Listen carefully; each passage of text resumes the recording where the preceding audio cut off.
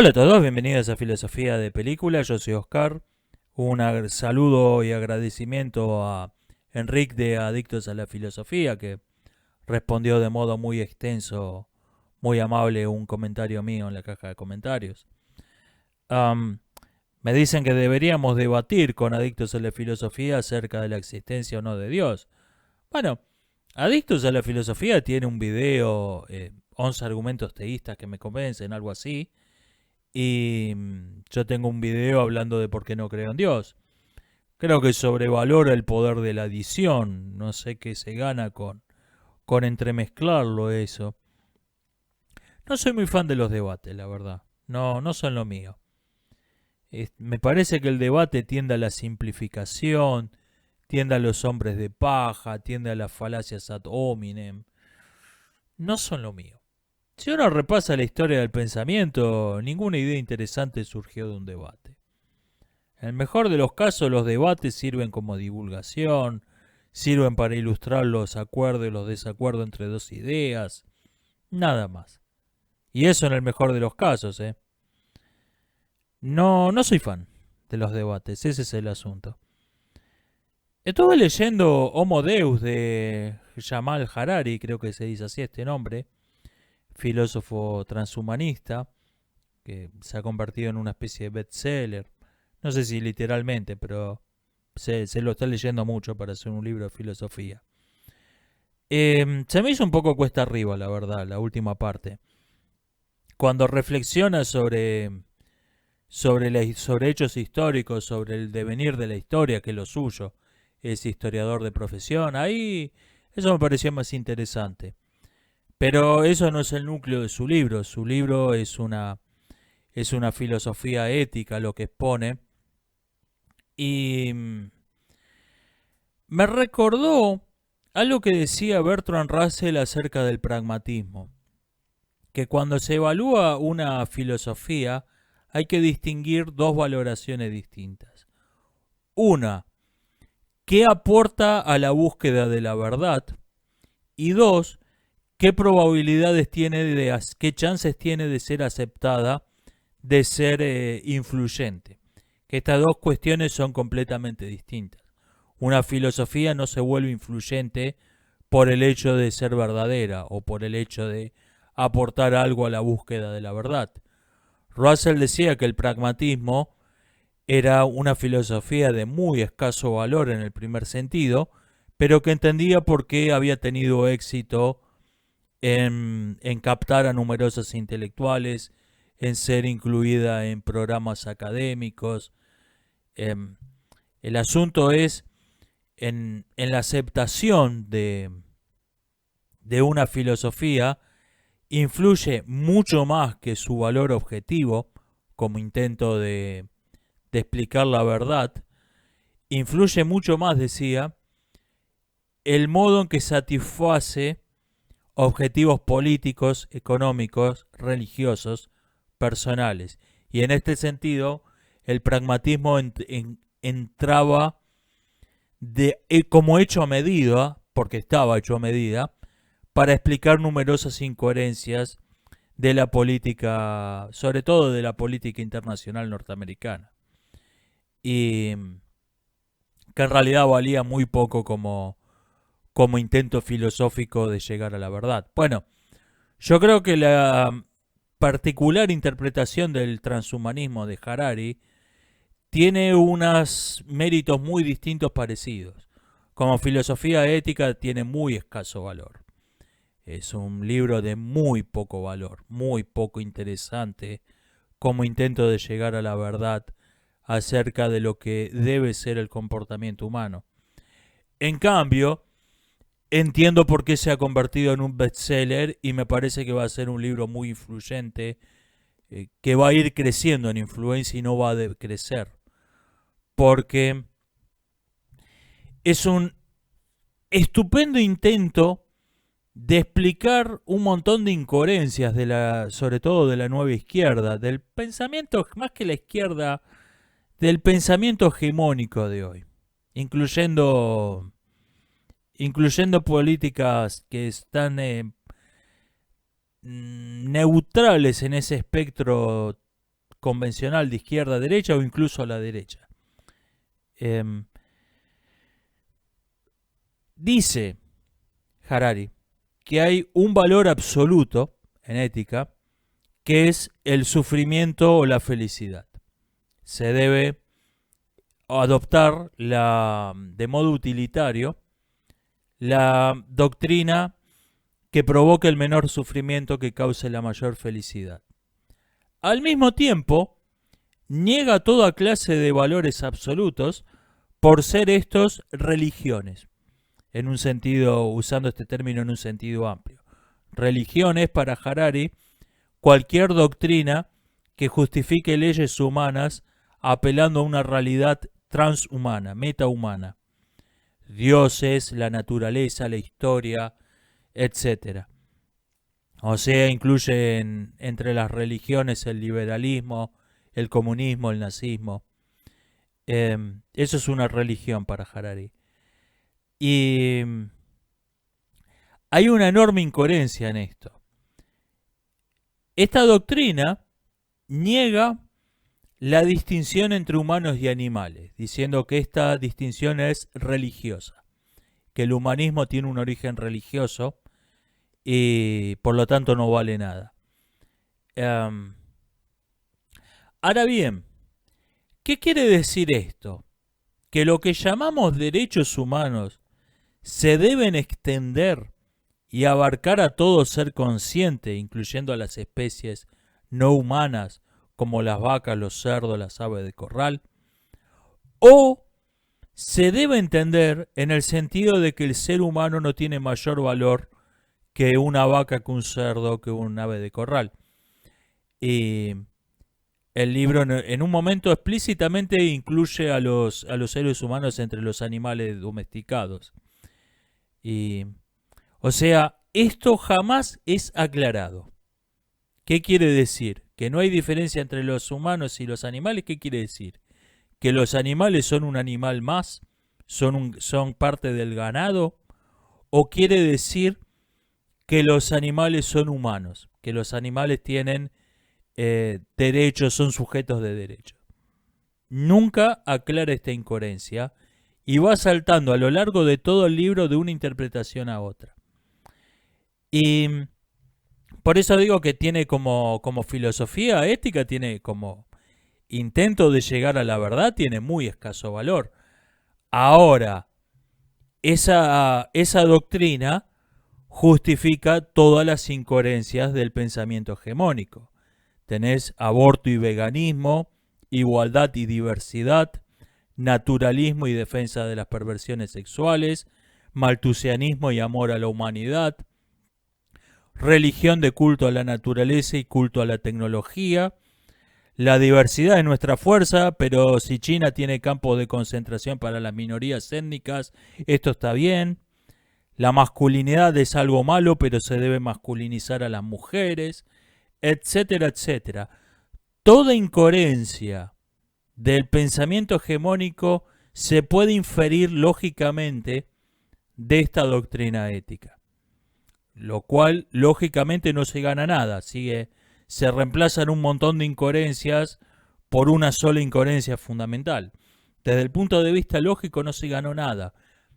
Pero se ganó la apariencia de un discurso orgánico, coherente, de una doctrina. Se ganó la apariencia de una doctrina. Y esto puede llegar a aprender, pero con un éxito. Puede llegar a ser este tipo el Marx del siglo XXI. Otro filósofo que desde el punto de vista objetivo no vale nada. Puede llegar a tener un éxito arrollador esta doctrina. Como influencia, digo. Como intento filosófico de muy escaso valor. Yo creo que, hablando en parte de lo mismo, pero en parte cambiando de tema, yo creo que la humanidad corre hoy el riesgo de ser reemplazada por una imitación de sí misma. Hay un asunto. Ninguna investigación científica ha revelado por qué existe la conciencia? ¿Por qué somos seres conscientes? Podríamos no serlo, como lo anticipó la doctrina del zombie filosófico de Wittgenstein. Podríamos no serlo y eso no cambiaría en nada el aspecto del mundo exterior. Ahora bien, en breve en breve puede significar 100 años, pero históricamente eso es en breve. En breve va a existir la tecnología para crear una réplica de un ser humano, una réplica exacta. Pero esto va a implicar necesariamente destruir el original. Una cosa no se puede lograr sin lo otro. Algo así como lo que plantea La invención de Morel, la novela de Adolfo Bioy Casares. No se puede lograr una imitación perfecta sin destruir el original.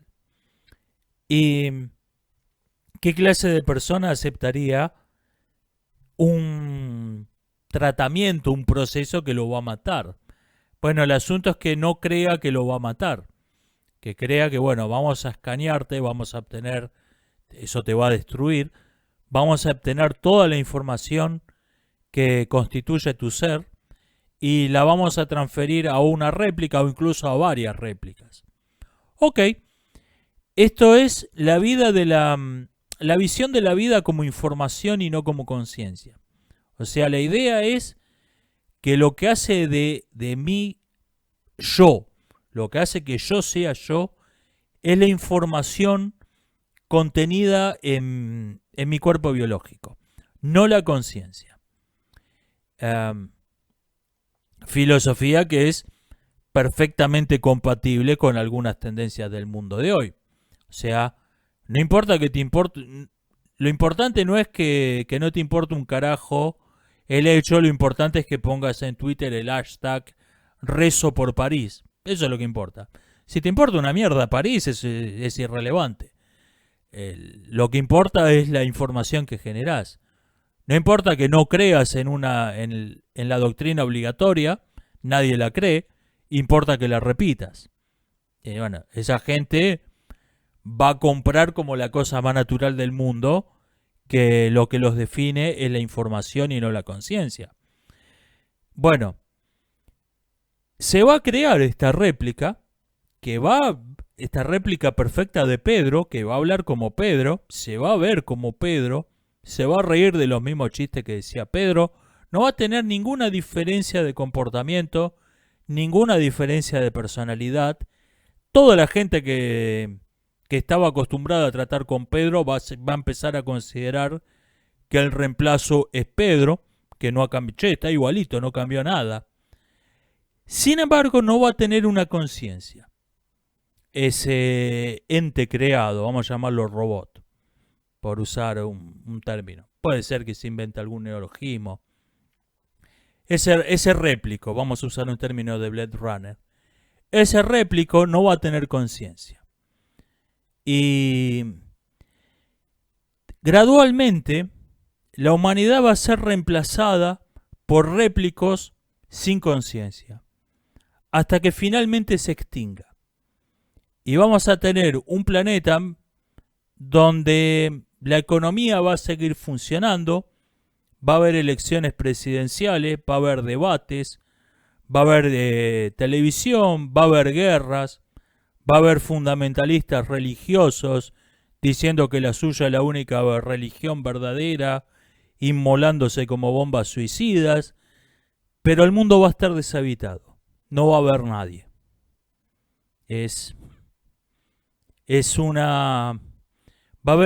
Nos enfrentamos al riesgo de una extinción disimulada. No se va a ver el mundo como un apocalipsis zombie. Nos enfrentamos al peligro de una extinción disimulada, de una extinción que no se note. Es un riesgo extraño, pero real. Es un riesgo extraño porque no se parece a nada que hayamos visto en películas de ciencia ficción. Por eso es extraño. No es algo que haya anticipado la fantasía. Pero Creo que es un peligro más real que otros que hemos visto 1000 veces en películas de ciencia ficción. Am, Me piden que haga un video sobre la teoría racial crítica. No estoy muy informado en detalle y realmente es una idea demasiado irracional para ponerme a analizarla en detalle. ¿Qué analizar algo es tomar su postulado central y sacar sus inferencias por lógica, pero cuando el cúmulo de postulados que es una doctrina no tiene el menor sentido, no se corresponden en lo más mínimo con la realidad, ¿qué puede decir uno más que repetir lo que diga uno de sus expositores? No. La teoría racial crítica es esta doctrina que dice que los blancos han creado absolutamente todo y que el resto de la humanidad son básicamente imitadores. Um, Todo esto paradójicamente unido a un rechazo del hombre blanco y una defensa de los monos imitadores. Um, Existe un trastorno mental que se llama síndrome de Munchausen. El síndrome de Munchausen, que se refiere a las aventuras del barón de Munchausen, tiene dos versiones. Una, donde una persona finge estar enfermo para llamar la atención y recibir cuidados médicos, pudiendo llegar a autolesionarse y a causarse verdadero daño. La diferencia con la hipocondria es que el hipocondríaco cree realmente estar enfermo. La persona que padece el síndrome de Munchausen sabe que está fingiendo, lo cual no impide que lleve la farsa al punto de mutilarse, de hacerse daño. Existe otra versión que es el síndrome de Munchausen por poderes, donde la persona finge que alguien a su cargo, generalmente un hijo, está enfermo y lo trata como enfermo, lo lleva a los hospitales y termina a veces en la violencia física. Esto termina en abusos muy graves, donde niños son envenenados y a veces muertos. La persona que finge tener un hijo enfermo, a veces se lo identifica, raras veces la víctima habla de, yo estoy bien, esto, las víctimas colaboran en el encubrimiento, algo típico de diversas formas de abuso, pero se lo reconoce porque los diagnósticos son mutuamente contradictorios, son incoherentes, no se corresponden con ninguna enfermedad conocida y este adulto que está a cargo, que se presenta como un cuidador amoroso y abnegado, a veces hace sus propios diagnósticos que son una completa locura.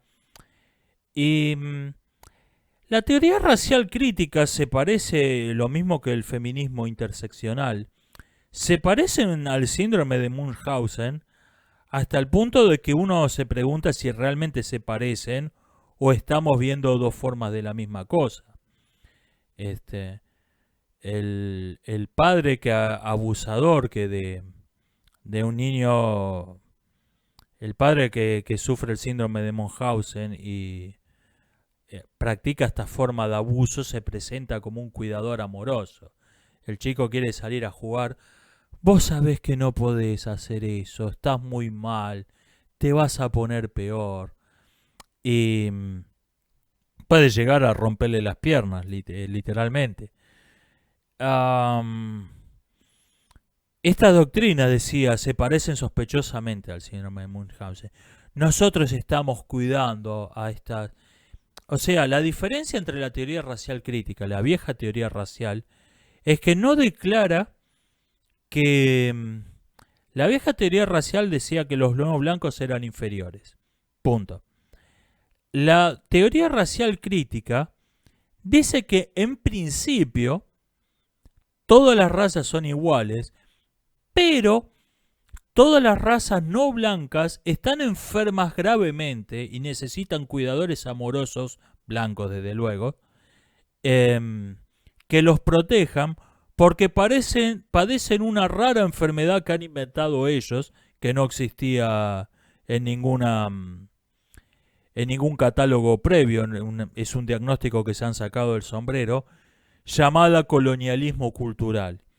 Y hasta que no se curen de su colonialismo cultural, necesitan tener protectores y necesitan ser tratados como personas especialmente necesitadas. Cualquier intento de independencia, de mira, yo no necesito sus cuidados, eh, genera hechos de violencia. Genera hechos de violencia. Por ejemplo, prenderle fuego los comercios a todos los comerciantes minoristas negros. Vos sabés que no podés hacer eso. Estás muy mal, no podés emprender un negocio. Necesitas que no soy que el Estado te cuide, que te dé un subsidio. Vos no podés trabajar por tu cuenta, estás muy enfermo. Te vas a poner peor. Ese es el discurso. Se parece sospechosamente el discurso. Lo mismo todos estos feministas que a cualquier mujer que no suscribe su, su discurso le largan ataques violentísimos y llegando incluso a la violencia física. Repito, se parece al síndrome de Munchausen ese comportamiento hasta el punto de que ¿se parece o es otra forma de lo mismo? Me preguntan si sería amigo de un relativista moral, por supuesto. No sería amigo de un canalla. Sí creo que un relativista moral, si no es un canalla, en algún punto ha tenido que cometer una incoherencia en su discurso. Sí, es una incoherencia que habla bien de él, pero en algún punto tiene que ser incoherente. Disney ha despedido 28.000 empleados, está en una semi-quiebra, y han dicho que esto es una decisión de negocios. No es nada personal, estamos en un mal momento, tuvimos que hacer despidos. Esto no es una decisión de negocios. Esto es mentira.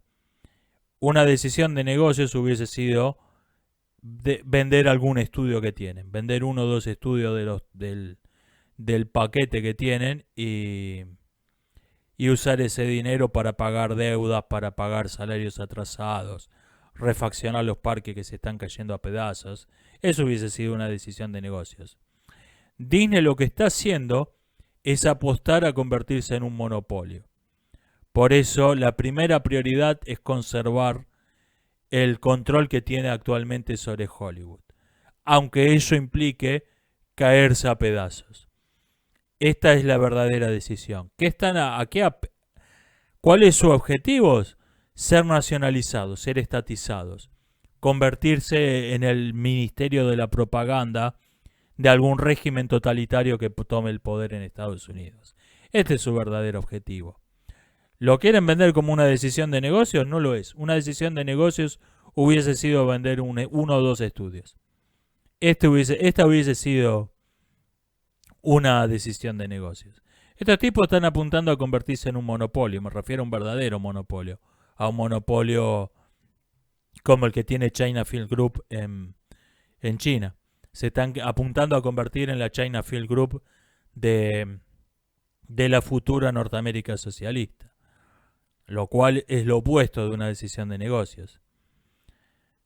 Me preguntan qué buenas películas vi de 2020. De 2020. El robo del siglo.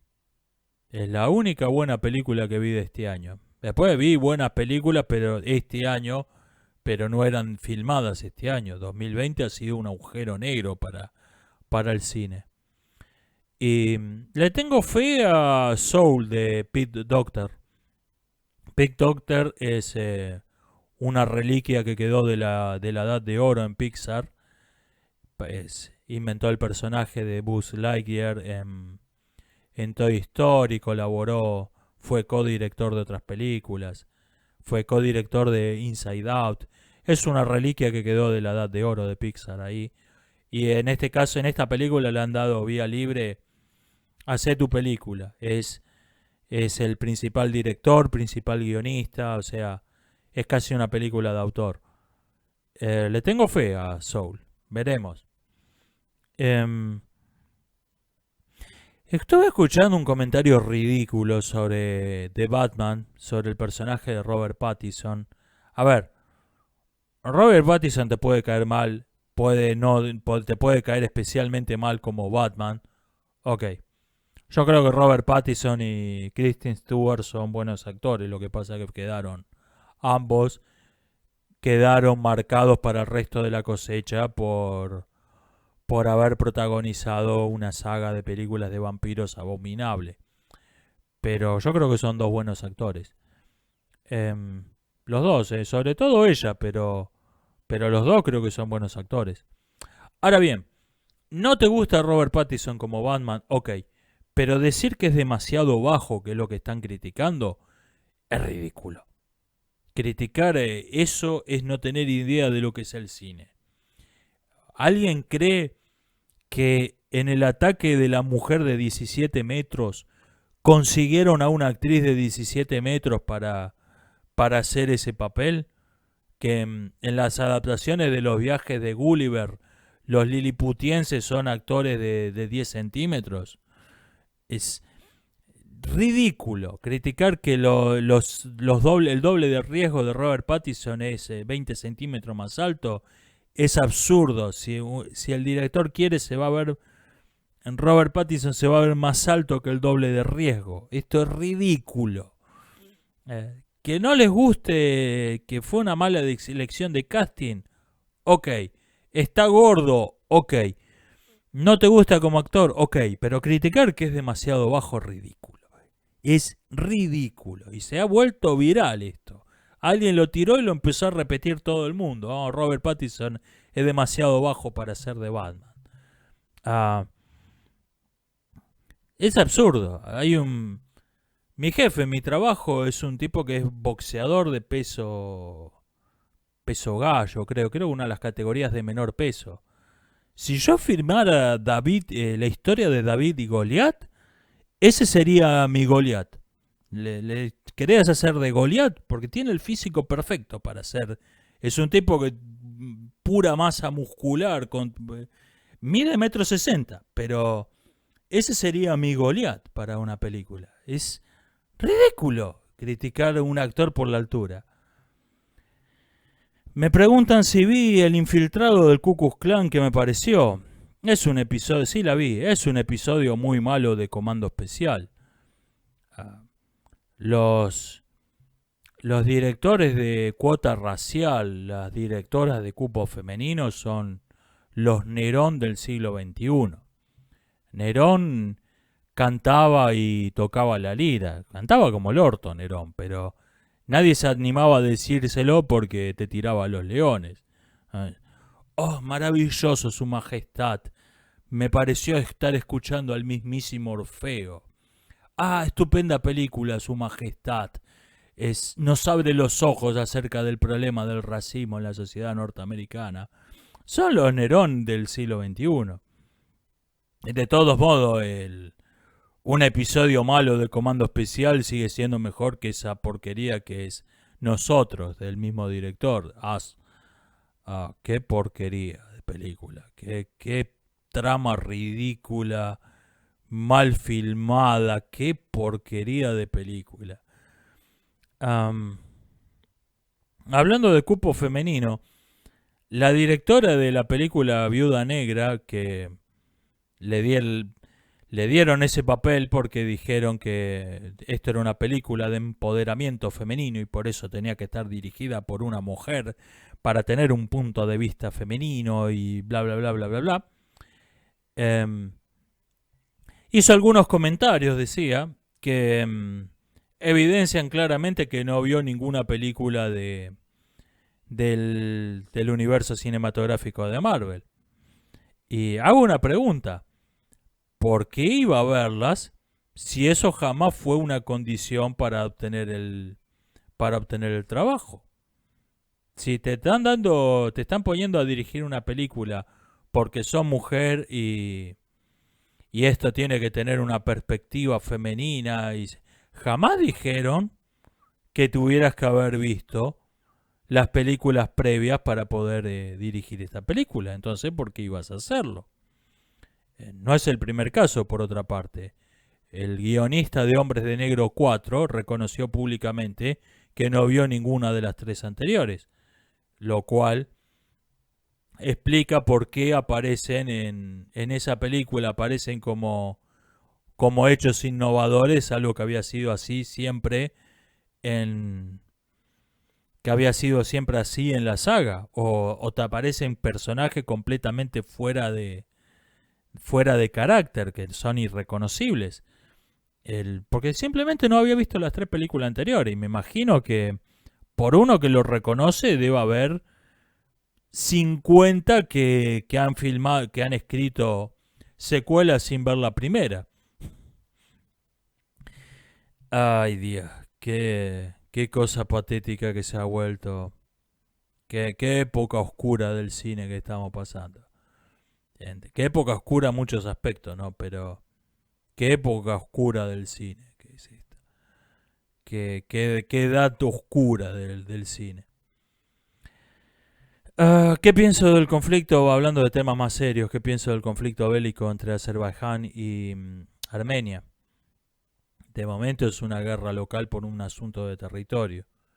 Hay un resabio de la Unión Soviética esto todavía. Hay una porción de hay una porción de Armenia que se la sacaron a Armenia, se la adjudicaron a Azerbaiyán como castigo por un incidente cuando eran repúblicas socialistas. Y Armenia, disuelta la Unión Soviética, Armenia reclama esas tierras y Azerbaiyán también y terminó esto en una guerra.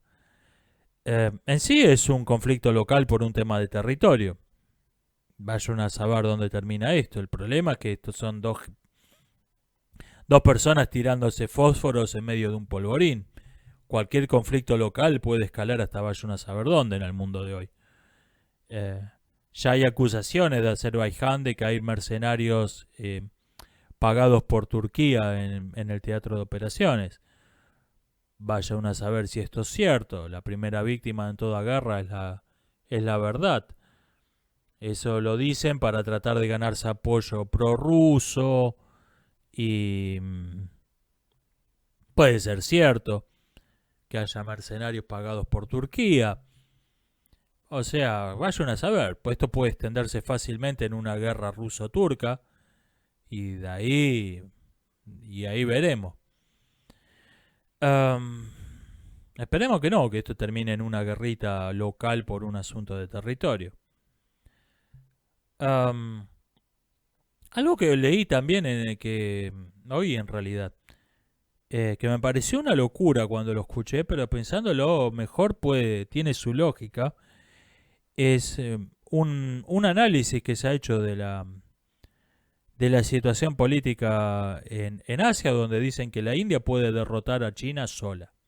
Yo escuché, o sea, no que una guerra indo-china puede terminar en un conflicto global donde entren Estados Unidos, etcétera. No, que en una guerra indio-china la India puede derrotar a China solo. Porque el argumento que daban es que el poder económico y militar de China es enorme en comparación, es muy superior, pero que no lo han gastado con cabeza. Es un país donde absolutamente todo está controlado por el Estado y me consta que si hay algo que el Estado hace muy mal es gastar presupuesto. Y, por ejemplo, que han construido la primera armada del mundo. Estados Unidos ha reconocido que la armada china es superior a la suya hoy en día, en algunos aspectos al menos. Pero la India ha concentrado las fuerzas que tiene en el único lugar que importa, que es el estrecho de Malaca, que es un punto clave en caso de una guerra indochina es un asunto clave, porque ahí va a pasar el petróleo desde el Medio Oriente a China. Si bloqueas el estrecho de Malaca, se quedan sin combustible. Y pelear una guerra de hoy sin combustible es una derrota segura. Y tiene sentido. O sea, los chinos tienen bases militares por todas partes, tienen barcos para tirar para arriba, pero los indios han controlado, han fortificado, han convertido en un bastión inexpugnable el único punto que importa. O sea, vendría a ser la versión siglo XXI de enfrentarte 300 hombres contra 1 millón en un acantilado donde no entran más que 100 personas de ancho. Y tiene lógica, tiene sentido esto. Vamos a saber, esperemos no averiguarlo, esperemos que esa guerra nunca exista. ¿Qué hecho histórico de qué hecho histórico conviene leer para comprender el mundo de hoy? La Guerra de los 7 años. Es una situación histórica, es un contexto histórico muy parecido al mundo de hoy. Estamos en una época muy parecida a la de la Guerra de los 7 años. Y de paso, ya que están, si no lo han hecho, véanse Barry Lyndon, peliculón. ¿Qué pienso de la nueva carrera espacial? No lo llamaría carrera espacial porque hay un solo país interesado, no hay una carrera. Estados Unidos autorizó este año Donald Trump la explotación minera de la Luna. Y esto va marchando más rápido que el programa Apolo en los 60. Lo que pasa es que tiene un nulo entusiasmo popular. La mayor parte de las personas ni siquiera se han enterado de esto. A diferencia de la carrera espacial en los 60, que fue un asunto de propaganda del que se hablaba constantemente, titulares en los diarios a diario, valga la redundancia. Esto es, ok, es un proyecto más en el que están trabajando algunas empresas. Pero después del anuncio de Donald Trump, semanas después la NASA publicó un mapa de las zonas de interés minero en la Luna. Lo hicieron en tiempo récord esto. Y se presentó un consorcio de empresas para la explotación minera y ya han hecho concesiones, ya se está trabajando en los diseños de las naves espaciales. Va a un ritmo mayor que el programa Apolo esto. Ok, han pasado muchos años, la tecnología progresó en algunos aspectos, pero va a un ritmo superior el avance en esto. Es una obra mayor, ¿no? No estamos hablando de ir a clavar una banderita. Hay una cuestión, esto probablemente se divida en dos, la explotación minera de la Luna. Lo que le interesa al gobierno de Estados Unidos son los REM, sigla en inglés para materiales raros en la Tierra. ¿Por qué? Porque son necesarios para todo tipo de artefactos tecnológicos, computadoras, teléfonos celulares, etc. Y China tiene el virtual monopolio. No tiene el monopolio, pero Estados Unidos no se puede autoabastecer. Depende de China. Mala cosa en la situación política actual.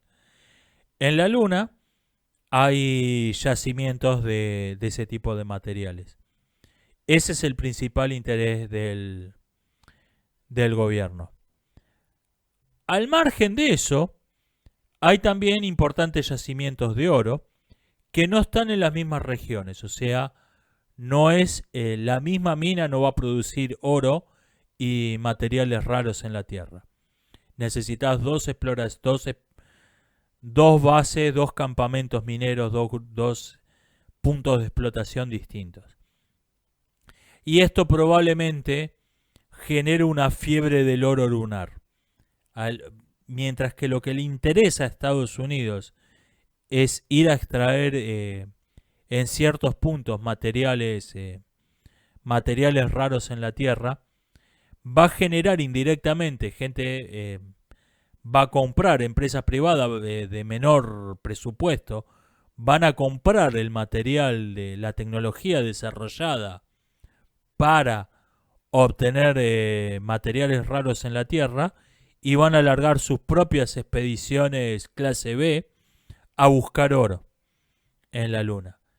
Esto es lo que creo que va a pasar en los próximos años.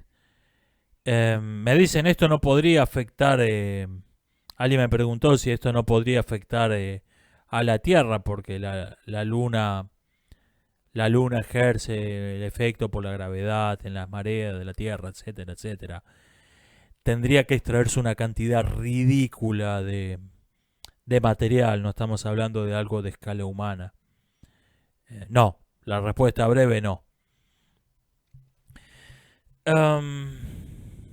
Estuve oyéndolo a Dennis Prager de Prager University decir que el debate presidencial entre Trump y Biden fue, cito, no fue ni espiritual ni intelectualmente elevado, cierro cita, y comparaba esto al debate entre Kennedy y Nixon, y decía esos tipos eran increíblemente sofisticados, y invitaba a verlo el debate que está colgado en YouTube.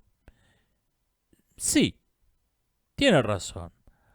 Ahora, Kennedy y Nixon eventualmente fueron ambos presidentes y fue la época en donde se metió el marxismo en las universidades de Estados Unidos. Fue la época donde el marxismo empezó a penetrar en los medios de entretenimiento masivo, en Hollywood, en la televisión. Fueron los que Kennedy fue quien le entregó Cuba a la Unión Soviética, lo cual es el origen del chavismo. Permítame que no me impresione demasiado con los debates sofisticados de estos hombres extraordinariamente refinados y educados. Vivo en un país que dejó pasar la oportunidad de ser una potencia global comparable a Estados Unidos a fines del siglo XIX, primeras décadas del siglo XX, porque estuvo gobernado por hijos de putas extraordinariamente sofisticados. Alberdi, los Mitre, Sarmiento, Roca. Como dijo un erudito de Alejandría acerca de los romanos, son las fieras más refinadas que conocí en mi vida. Permítame que no me impresione la sofisticación. Ok, Trump es grosero, es vulgar. Sí. Me quedo con este bully que le está cortando las alas al Partido Comunista Chino, y no con esos sofisticados señores de saco y corbata de 1961 que les abrieron las puertas a los comunistas. Me quedo con el bully. Permítame que no me impresione la sofisticación del debate presidencial de 1961. Alguien propuso crear un sistema de voto jerarquizado y preguntaba qué le parece esta idea. Es una pésima idea. Hay un asunto acá. O sea, el voto jerarquizado es todo el mundo tendría al menos un voto, pero, por ejemplo, si formaste una familia tenés un voto extra, si tenés una propiedad tenés un voto más, si sos un pequeño comerciante tenés un cuarto voto, etc. Acá hay un asunto. ¿Quién establece cuáles son los votos valiosos y cuáles no? ¿Quién establece qué voto vale más y con qué criterio? Si esto se decide por el sistema un hombre un voto, o sea, se hace un sistema por el sistema un hombre un voto donde se vota qué votos son más valiosos que otros, quiénes deben tener doble, triple, cuádruple voto. En ese caso, en el fondo, el sistema sigue siendo un hombre un voto. En el fondo, lo volviste indirecto, lo volviste complicado, pero sigue siendo el sistema un hombre un voto. Y si se rige por otro criterio, eso deja de ser una democracia. Quien realmente gobierna es quien decide qué voto vale más y qué voto vale menos. La elección es simplemente una farsa. El, el verdadero, tenés que crear un Estado detrás del Estado que establezca qué voto tiene, quién tiene doble voto, quién tiene triple voto, y estos son quienes realmente gobiernan. Es el mismo problema que las leyes de cupo. Las leyes de cupo presuponen un Estado detrás del Estado que establece quién va a tener un cupo electoral, quién no, qué voto va a valer más, qué voto va a valer menos. Y quien establece esto es quien realmente gobierna. El Estado detrás del Estado es el verdadero Estado y el sistema electoral se convierte en una farsa. Es exactamente el mismo problema de las leyes de cupo. Por ejemplo, las que en Argentina tenemos leyes de cupo, en Argentina por cuestión de sexo, hay países con leyes de cupo religioso, etcétera, etcétera. Países con leyes de cupo étnico. Un país que tiene una ley de cupo no es una democracia. Por el solo hecho de tener un cupo, está indicando que hay un Estado detrás del Estado que es el que gobierna realmente. Y el voto jerarquizado es exactamente lo mismo, es una pésima idea. ¿Por qué hablo tanto acerca de Estados Unidos? ¿Qué vivo ahí? No, vivo en un lugar donde se va a decidir, cuyo destino se va a decidir en Washington. Por eso me interesa más la política de Estados Unidos que la de los politicuchos provincianos locales. Es así, no es que me guste, no es que me parezca el mejor modo en que deban ser las cosas, es el modo en que son las cosas. Y es así. Si el triunfo o fracaso del proyecto chavista se va a decidir en Washington, no en Latinoamérica. Latinoamérica tiene tres destinos posibles. Caer bajo las patas del nuevo imperio comunista, cuyo centro no es más Rusia sino China, y en ese caso simplemente vamos a ser exterminados. Lo que se quiere son las tierras, no la gente.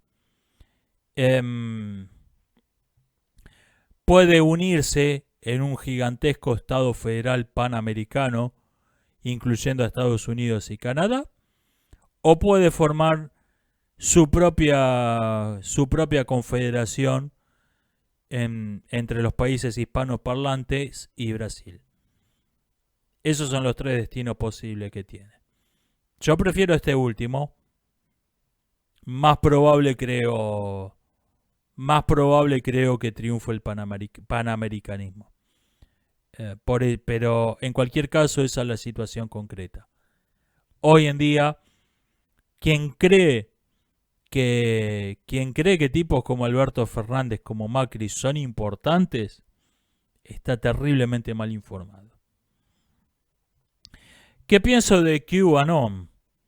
Estuve leyendo el foro este que tiene. A ver, le cae mal a mucha gente de mierda. Así que deben estar haciendo algo bien con su vida esa gente. Ahora, estuve leyendo el foro, publicación que tienen y realmente me parece una fuente muy poco útil. Una mezcla de memes, documentos de archivo traídos del olvido mezclado con algo nuevo, sugiriendo que hay un vínculo entre las dos cosas. Supuestas filtraciones sin modo de verificarlas al estilo Wikileaks. Muchas banderitas norteamericanas, tapas de Playboy, memes. No es una fuente de información útil. Sé que hay gente tratando de censurarlos, tienen todo mi apoyo. No la gente tratando de censurarlos, sino ellos, se entiende. Pero no es una fuente que yo use. No me parece relevante. Alguien comentó en Twitter que si llamás virus chino a un virus que se originó en China y que fue culpa del gobierno chino, se esparció por culpa del gobierno chino, estás hablando en contra de la ciencia. Y cuando hablas en contra de la ciencia, el karma te castiga y te contagias enfermedades. Bueno.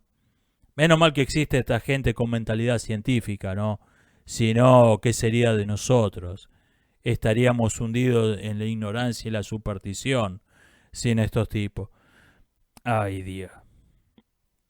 Am, alguien me dice, porque dije que el cambio climático es una profecía y la profecía no puede ser nunca científica. La ciencia se ocupa del presente y de los hechos presentes y de los hechos pasados. No se ocupa del futuro. Y me dicen que no es parte del trabajo de la ciencia hacer predicciones.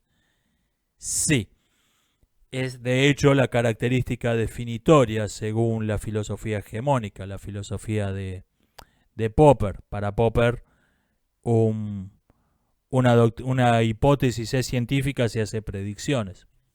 Sí, pero una predicción es algo esencialmente distinto de una profecía y de hecho es lo contrario. La predicción explica el futuro, anticipa el futuro en base al presente y al pasado. La profecía empieza como una revelación mística de lo que va a ocurrir en el futuro y a partir del futuro explica el presente y explica el pasado.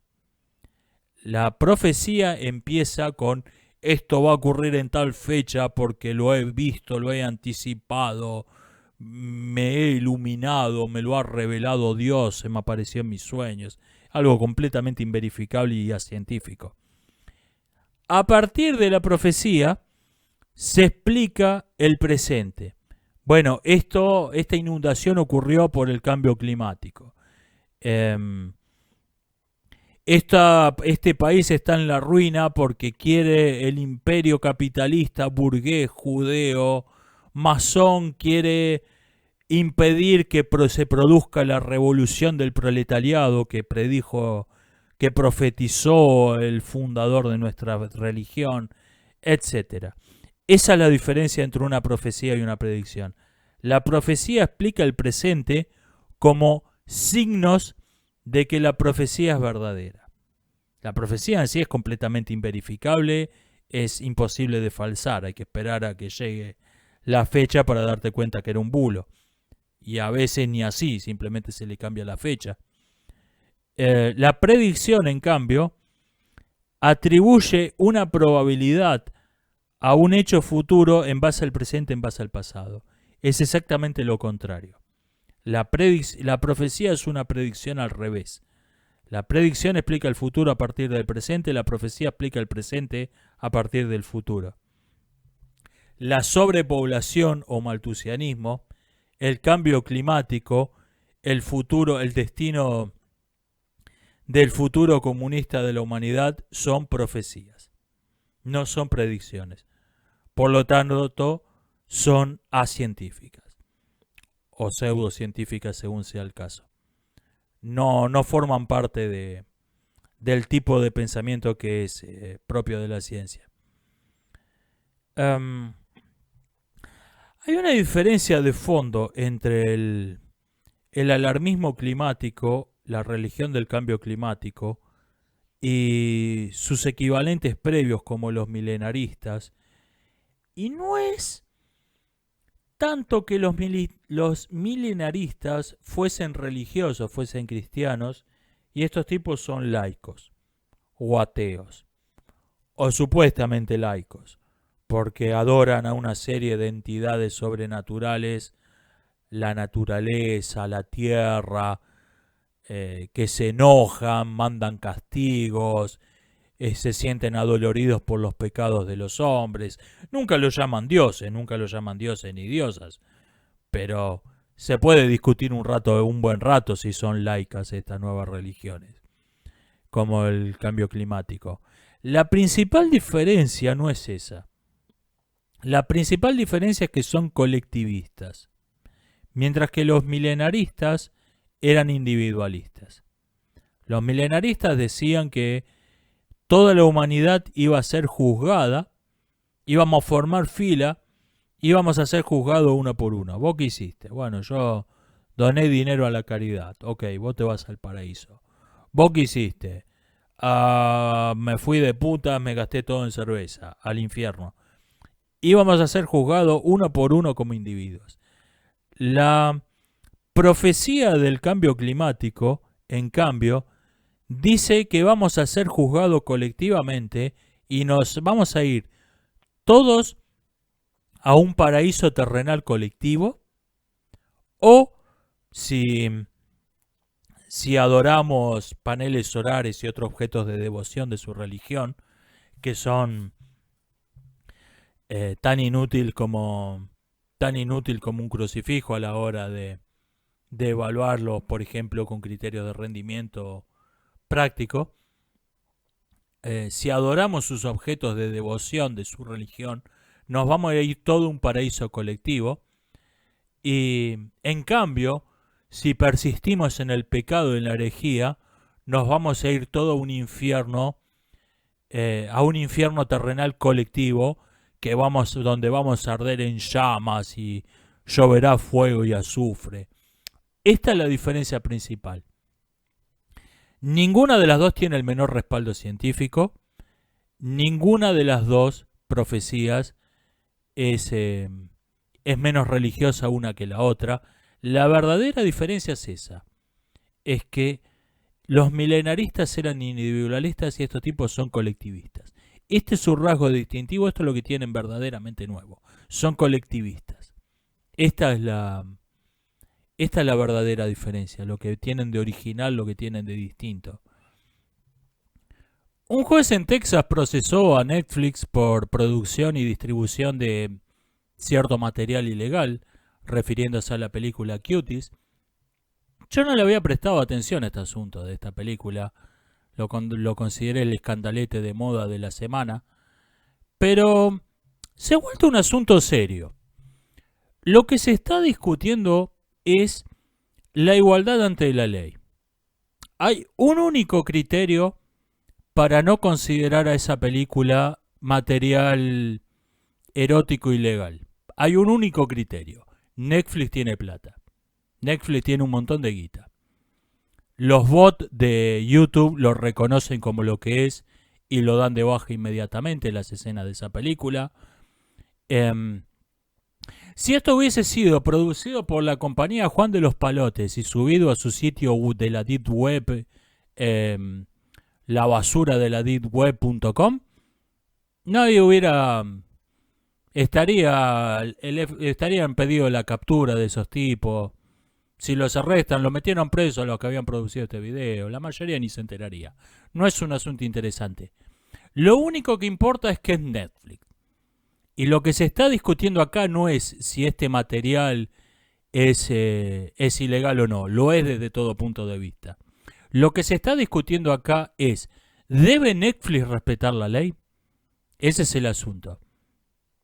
¿Debe haber igualdad ante la ley o la ley es solo para los campesinos, para la plebe? Netflix y compañía están por arriba. Se batirán a duelo entre ellos, arreglarán sus asuntos del modo que corresponda a los nobles que están por encima de la ley. Eso es lo que se está discutiendo realmente en este asunto. La igualdad o no ante la ley. No hay ninguna duda práctica de que Netflix delinquió. Lo que se está discutiendo es si Netflix tiene que respetar la ley. Esa es la verdadera discusión. Hay mucha gente cuestionando las medidas de cuarentena, especialmente en Argentina, donde han sido extremas, han sido de las más rigurosas. Pero en realidad en todo el mundo están criticando esto. Vean, yo creo que hubo mucho, pero muchísimo oportunismo político con este asunto. Sin embargo, no creo que hayan sido desmesuradas las medidas en sí. Fueron innecesarias, por suerte. A ver, decir, bueno, se montaron hospitales de campaña que nunca se usaron, es un razonamiento de Homero Simpson. Siempre le compramos a Maggie vacunas para enfermedades que no tiene. Eso es un razonamiento de Homero Simpson. En febrero, fines de febrero, principio de marzo, los modelos teóricos de confeccionados por epidemiólogos predecían 250 millones de muertos.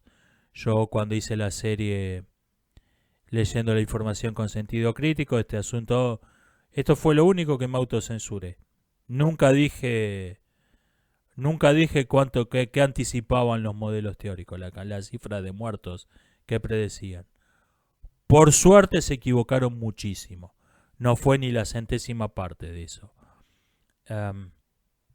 De todo modo fue 10 veces peor el COVID, fue 10 veces peor que la gripe de 2009. De todo modo no fue pavada. Pero no fue ni la centésima parte de lo que predecían los modelos teóricos. No me parece que hayan sido desmesuradas las medidas en marzo. ¿Resultaron ser innecesarias? Ok. Todo lo que puedo criticar es que hay una excesiva prudencia para abandonarlas. Es demasiado gradual, demasiado lento. Y además, eso es una cosa. La otra es que hubo muchísimo oportunismo político. Se aprovechó el miedo de la gente para meter toda clase de leyes, de políticas que no tenían nada que ver con el pretexto. Y en buena parte, lo que se está discutiendo con el tema de las vacunaciones compulsivas y otros asuntos, la verdadera cuestión no es si esto es libertad versus seguridad, como se plantea falazmente, mucho menos ciencia versus teorías de la conspiración. Lo que realmente se está discutiendo en ese asunto, en el de las vacunaciones compulsivas y otras cuestiones por el estilo, es la infalibilidad del Estado.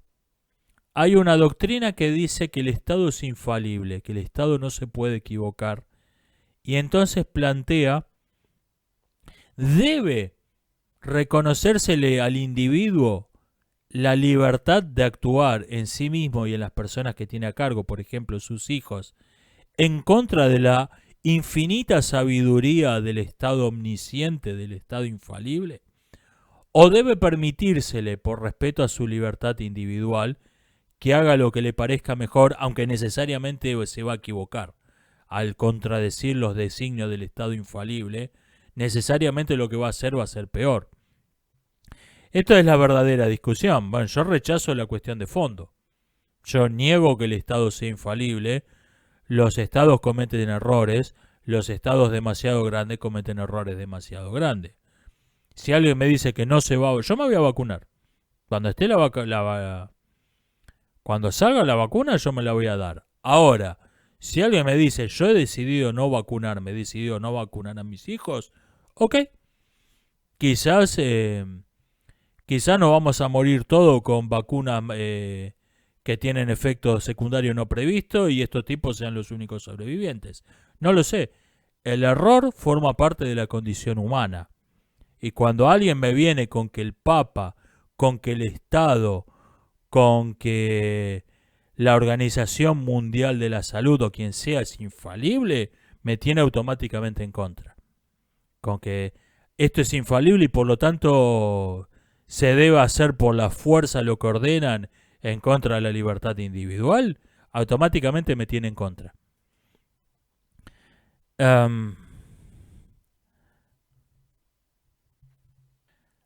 Alguien me comenta que sospecha que libros como 1984 de Orwell y otros por el estilo, las novelas distópicas, las buenas digo, están siendo usadas como un manual de instrucciones, como una receta de cómo hacer la dictadura perfecta. ¿Sabe que yo comparto esa misma sospecha? Este año se han publicado algunos artículos defendiendo que 2 más 2 son 5.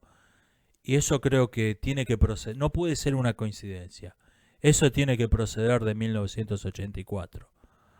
Al lema amor es amor, que se los traduzco odio es amor, que es lo que realmente quiere decir, suena sospechosamente orwelliano, aunque vamos a concederle el beneficio de la duda, pero 2 más 2 igual 5 tiene que proceder de 1984. Es demasiado, no puede ser una coincidencia. Hay algo curioso con gente que cree estar haciendo la revolución, que cree estar enfrentándose al sistema y son el sistema. Algo que es propio de los militantes políticos de nuestra época. Am, Me recuerdan algo que oí hace tiempo sobre el Clan Mason, hablando de tomar como, yo creo que esos tipos, el Clan Mason, la secta de las Guyanas, yo creo que esos tipos am, han sido estudiados cuidadosamente para aprender cómo lo hicieron. Y de hecho hay algunos indicios de que este es el caso. El Clan Mason tenía una peculiaridad. La mayoría de las adeptas eran mujeres y era el caso, no es que no aceptaran hombres, pero la mayoría eran mujeres. Y ninguna usaba corpiño. Esto lo había tomado Charles Mason de una manifestación feminista que hubo donde quemaron corpiños porque eran un signo de opresión de la cultura patriarcal, alguna boludez por el estilo.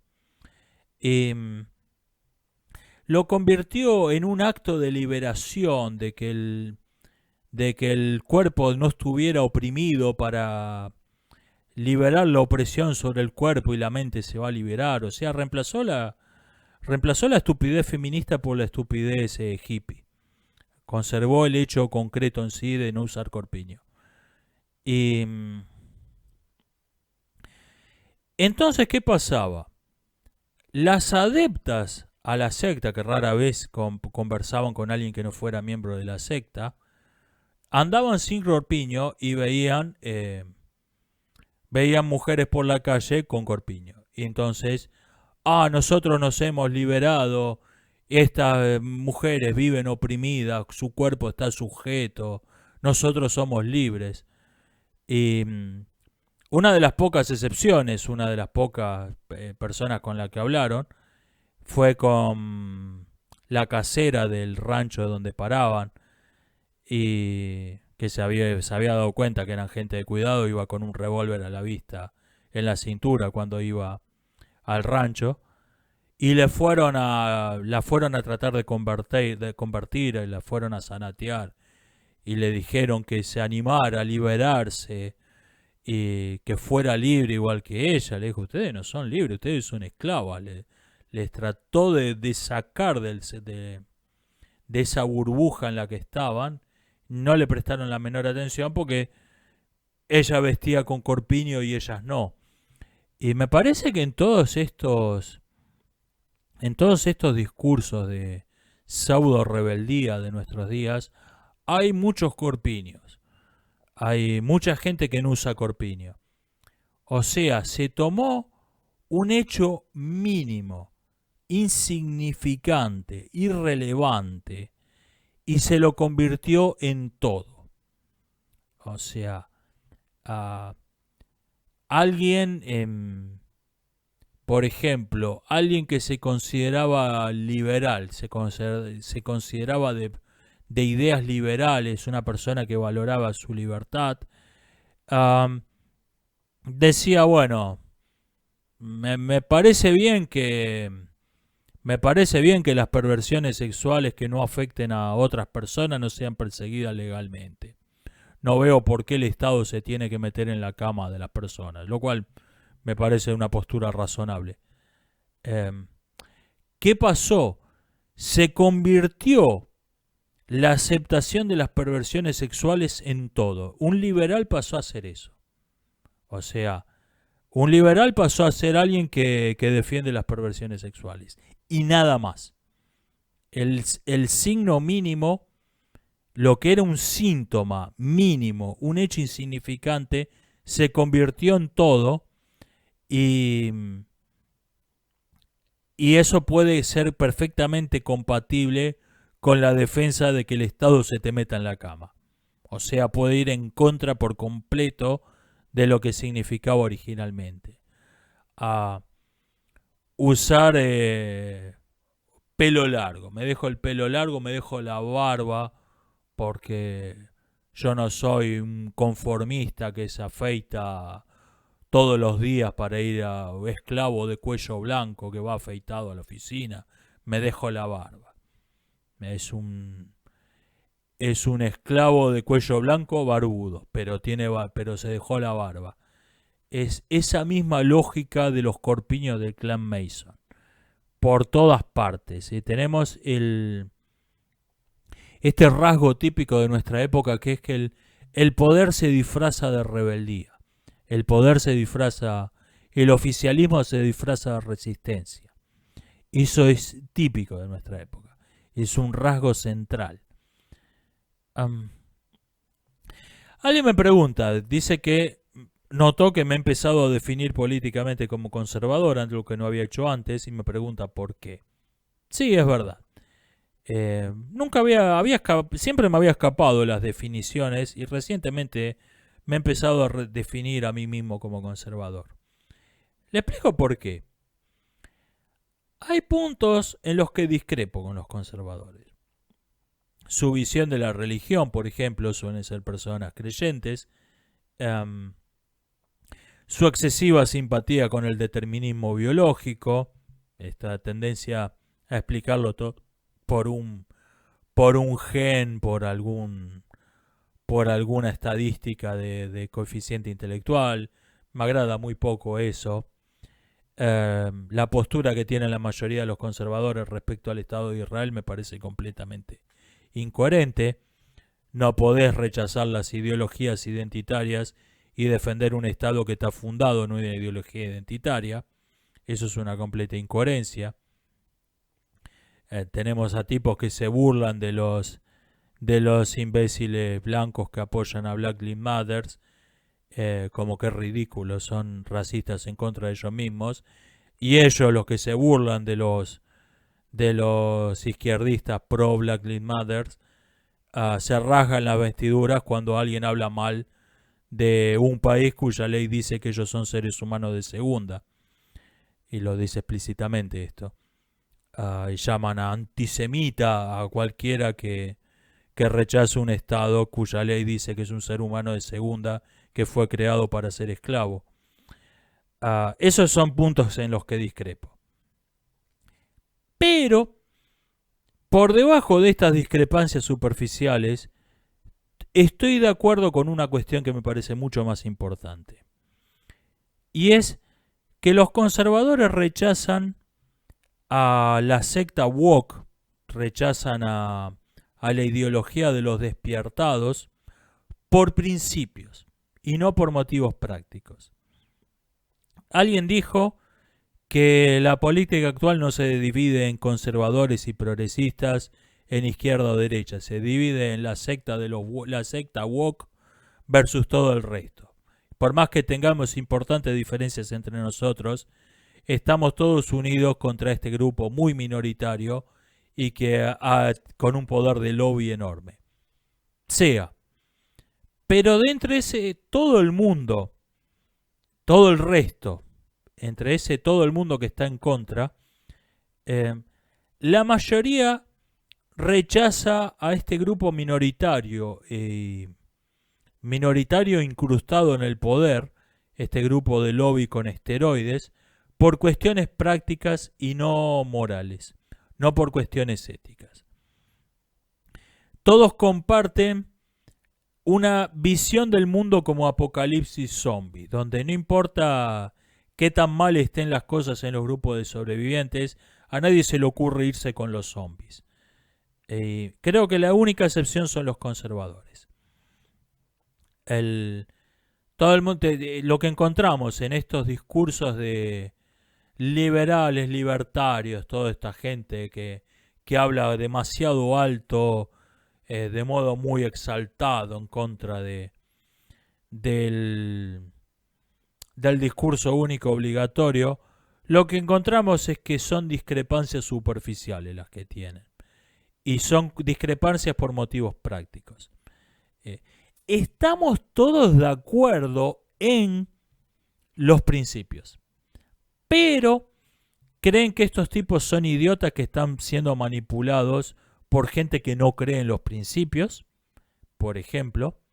O sea, estamos todos de acuerdo en los ideales de igualdad y diversidad, que por cierto son dos falsos valores incompatibles entre sí. Estamos todos de acuerdo en que la masculinidad es algo malo, etcétera, etcétera. Pero ahí te viene la objeción por motivos prácticos. Esto es poco realista, estos tipos son idiotas útiles que están siendo manipulados. O sea, nunca se ataca la cuestión de fondo. Y en esto creo que la única excepción son los conservadores. Los conservadores dicen los ideales de igualdad y diversidad son despreciables.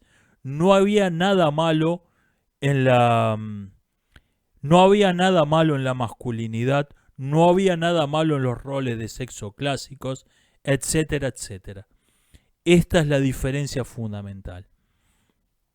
Por eso, por este acuerdo importante, aunque discrepo en cuestiones superficiales, cuestiones del presente que en 10 años no le van a importar a nadie, por este acuerdo profundo me he empezado a identificar a definir como conservador, a identificarme a mí mismo como conservador. Decía uno de estos youtubers enmascarados, disfrazados de justiciero anónimo, hablando del feminismo, estamos todos de acuerdo con la igualdad de los sexos, no queremos volver a la época en que las mujeres vivían sometidas, tenían que agachar la cabeza y por ahí si decían algo el marido las golpeaba, nadie quiere volver. Está describiendo a su madre, no a la mía. O sea, yo no comparto la visión de fondo que tiene. Yo no creo otro asunto yo no creo que en nuestra época sea un modelo. Cuando se habla del presentismo, a ver, hay un sentido en que este concepto que detesto, hay un sentido en que tiene sentido, valga la redundancia. Cuando se toma un texto escrito hace 1000 años, hace 2000 años, hay que asumir que tiene un contexto, que tiene una situación, hay que entender de qué está hablando el autor. Hay que ponerlo en el momento, el lugar en que lo dijo y de qué estaba hablando. No hay que leerlo como si lo hubiese subido a Twitter hoy. En ese sentido sí, estoy de acuerdo en rechazar lo que llaman el presentismo. Pero con este asunto del presentismo, con mucha frecuencia, y diría que más que en el sentido correcto, se usa el rechazo al que llaman presentismo como una indulgencia al pasado. Bueno, sí, ese autor dijo tal cosa, pero era la época, no podemos juzgarlo a un autor del siglo XVII, del siglo I, con los valores de nuestro siglo XXI. O sea, se pide una indulgencia a los seres inferiores de los siglos pasados. Yo no comparto la visión de que estemos en la cumbre de la humanidad. Yo no comparto esa visión. Yo creo que del mismo modo, no creo que se deba ser indulgente con el presente porque hubo épocas mejores. Yo no creo que en nuestra época sea la cumbre de la civilización humana, ni mucho menos. Y me parece que esto es otra cuestión que se da por sentado en la mayoría de todo el mundo que rechaza supuestamente a la secta woke, al pensamiento hegemónico, al pensamiento no hegemónico, al pensamiento obligatorio. O sea, lo que están diciendo todos los grupos ideológicos de hoy, menos los conservadores, con la única excepción, y por esto los apoyo, lo que dicen todos es: estamos todos de acuerdo en que si Dios bajara a la tierra y estableciera el reino de los cielos, sería Corea del Norte. O sea, Corea del Norte es la perfección de la humanidad. Es lo que debe ser una sociedad, es lo que debe ser la vida humana. Yo rechazo eso. Y por eso me he suscrito a la única ideología que rechaza la ideología woke por principios, no por cuestiones prácticas. Yo rechazo que la igualdad sea un valor, rechazo que la diversidad sea algo valioso, rechazo que la masculinización de las mujeres, que primero se llamó liberación femenina y después, cuando la libertad perdió buena prensa, se reemplazó ese eufemismo por el de empoderamiento femenino. Yo rechazo que la masculinización de las mujeres sea algo bueno. Yo rechazo la ideología woke por principio. Y hablando de incoherencias, al mismo tiempo que se elogia la masculinización de las mujeres, se quiere afeminar a los hombres. Se niega que la masculinidad sea algo bueno, que la masculinidad es tóxica. Yo rechazo que un marica que cuando lo van a arrestar se ponga a hacer una pataleta, a llorar hecho bolita como uno de los cabecillas de Antifa, haya sido educado de un modo más razonable que yo. Yo rechazo por principio y no por cuestiones prácticas. No porque no lo quiera, no porque lo considere económicamente inviable, no porque crea que estos tipos son idiotas manipulados. Yo rechazo por principio el discurso obligatorio de hoy. Y en esto me lleva a definirme como conservador, porque los conservadores son los únicos que lo rechazan por principio. ¿Por qué uso solo YouTube y no uso otras redes sociales? Me han dicho que podría subir fragmentos de mi video a TikTok, que quedarían bien como videitos de mini videos de 30 segundos. Sí, ¿sabe cuál es el punto? Que la gente que usa TikTok no está buscando eso. Aquello de el medio es el mensaje, en nuestros días debe traducirse como la red social es el mensaje. Cada plataforma tiene su espíritu, que está dado por las reglas del sitio. Una plataforma de videos de 30 segundos es para compartir memes, es para compartir imágenes graciosas, es para que se muestren chicas bonitas, que mostrando lo generosa que ha sido la naturaleza con ellas. Es para eso. No es el espíritu de TikTok ponerse a discutir. No es... para eso se necesitan videos largos, se necesitan documentales, se necesita YouTube. El sitio te determina el tipo de contenido que va a tener y el tipo de contenido te determina el usuario. Twitter es una especie de secta porque 140 caracteres, ahora creo que son 280, no permiten desarrollar una idea. Nadie puede decir, miren, voy a explicar mi punto de vista sobre este asunto porque creo que hay un error de base en el planteo X. Ahí se te acabaron los 280 caracteres. Ni siquiera hiciste la introducción. 280 caracteres, 140, sirven para decir rezo por París. Sirven para decir, mírenme, yo soy parte de la secta, estoy diciendo lo mismo que todo el resto y todo el mundo nos entendemos porque todos pensamos igual.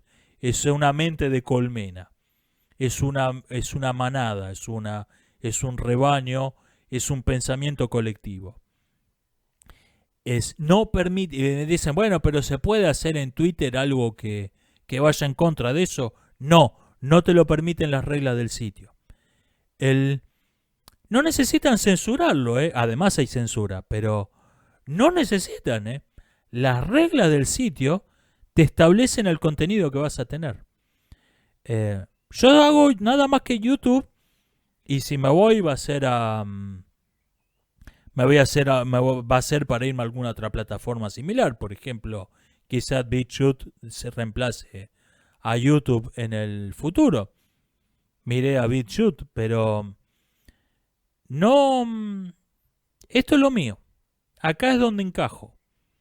Y estaría fuera de lugar en otra parte. En TikTok estaría fuera de lugar.